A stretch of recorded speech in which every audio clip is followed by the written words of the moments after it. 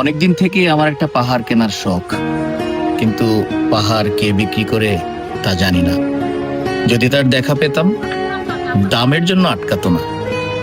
আমার নিজস্ব একটা নদী আছে, সেটা দিয়ে দিতাম পাহাড়টার বদলে। খেয়ে না জানে পাহাড়ের চেয়ে নদীর দামই বেশি। পাহাড় স্থানু, নদী বহমান। তবুও আমি নদীর বদলে পাহাড়টাই কিনতাম, কারণ আমি ঠকতে চাই।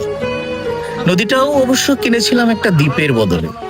ছেলেবেলায় আমার বেশ ছোট্ট খাট্ট ছিমছাম একটা দ্বীপ ছিল, সেখানে অসংখ্য প্রজাপতি। শৈশবে দ্বীপটি ছিল আমার বড় প্রিয়। আমার যৌবনে দ্বীপটি আমার কাছে মাপে ছোট লাগলো।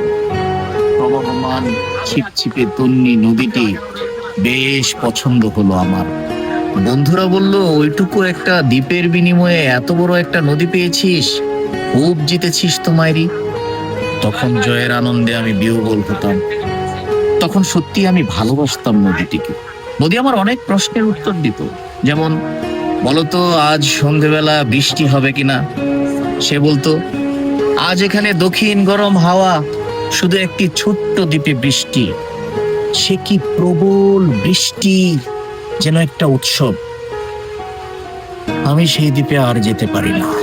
সে জানতো, সবাই জানে, শৈশবে আর ফেরা যায় না। এখন আমি একটা পাহাড় কিনতে চাই। সেই পাহাড়ের পায়ের কাছে থাকবে গহন অরণ্য। আমি সেই অরণ্য পার হয়ে যাব।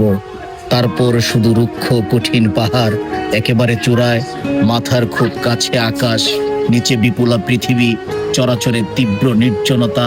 আমার কণ্ঠস্বর সেখানে কেউ শুনতে পাবে না। আমি ঈশ্বর মানি না তিনি আমার মাথার কাছে ঝুঁকে দাঁড়াবেন না। আমি শুধু 10 দিককে উদ্দেশ্য করে বলবো, প্রত্যেক মানুষই অহংকারী। এখানে আমি একা। এখানে আমার কোনো অহংকার নেই।